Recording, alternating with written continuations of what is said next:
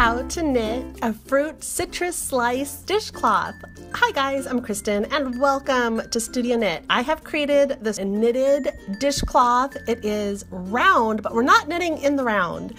It measures 8 inches in diameter and it looks like this on the front. That's called the right side. And if you flip it to the back, this is called the wrong side. It looks a little bit different on the back, but it's still very cute. And you can go ahead and pin this project on Pinterest.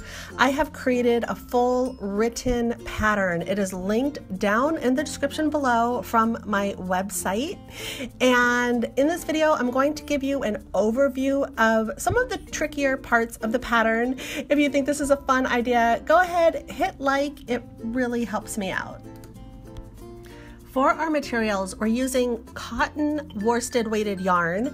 I have links to exactly what I'm using down in the description below. Our needles are size 7 US, and of course some little scissors and a tapestry needle. So beginning with the cast on, I want to show you that we first are going to be casting on 2 stitches in our main color. And in the pattern, you'll see main color is MC, so that is whatever the color it is. In my case, this is green. And then we're going to just slide it down.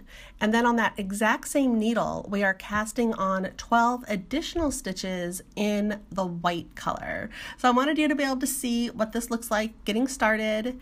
And our starting row is simply knitting 12 stitches in white and then just knitting those last 2 stitches right there in the main color. And here we are beginning our actual wedge pattern, each little fruit wedge. And it is simply knitting those 2 in the main color and then 1 in the white, and then continuing on for 10 stitches. Now we cast on a total of 14 and we are only going to knit 13 stitches total, because at the end of this row, and this is what helps make that round shape, we're going to leave this last remaining stitch on that needle, and then we're going to do what's called turning, and all that is turning our needles around and then beginning to knit again.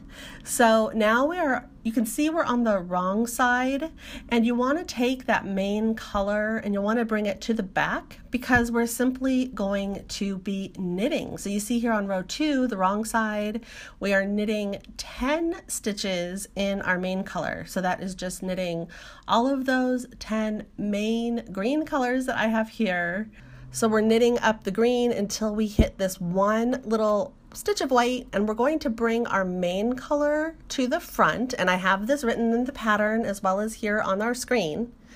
And then you're going to take your white strand to the back, and you'll do that before you knit this first little white stitch right here. And this is when you are on the wrong side, the back side of your work.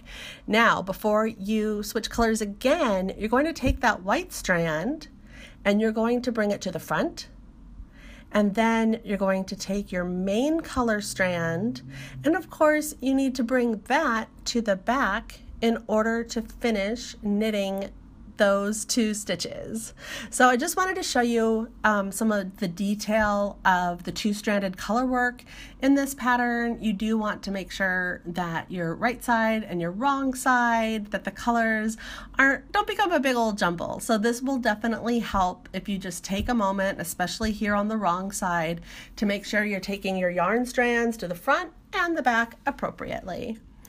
Now, carrying on in the pattern, we're sort of decreasing without any decreased stitches. So every row we're going to stop knitting and turning quicker and quicker.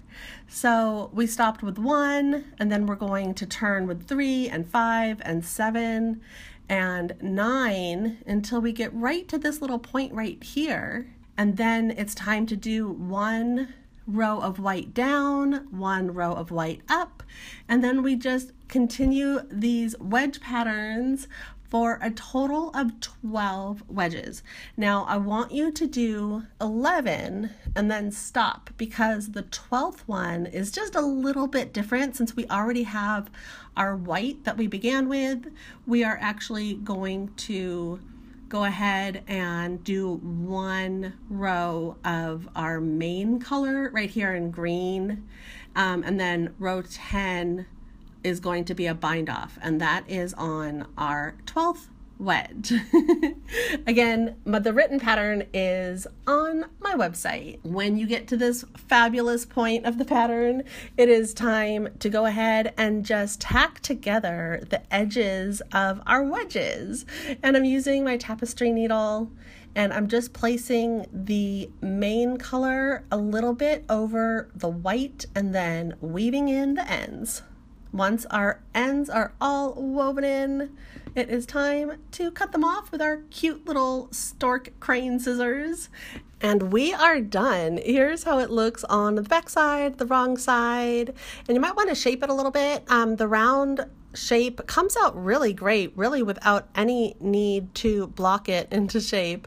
And of course, here is our right side. It looks super pretty, super fruity. I hope you are inspired to knit up these fruit citrus slice dishcloths. They're super cute. You can use them for lots of things around the house, in the bath, washing dishes, just as cute home decor. Please subscribe to Studio Knit. Thank you so much for watching, and I'll see you next time, guys. Bye!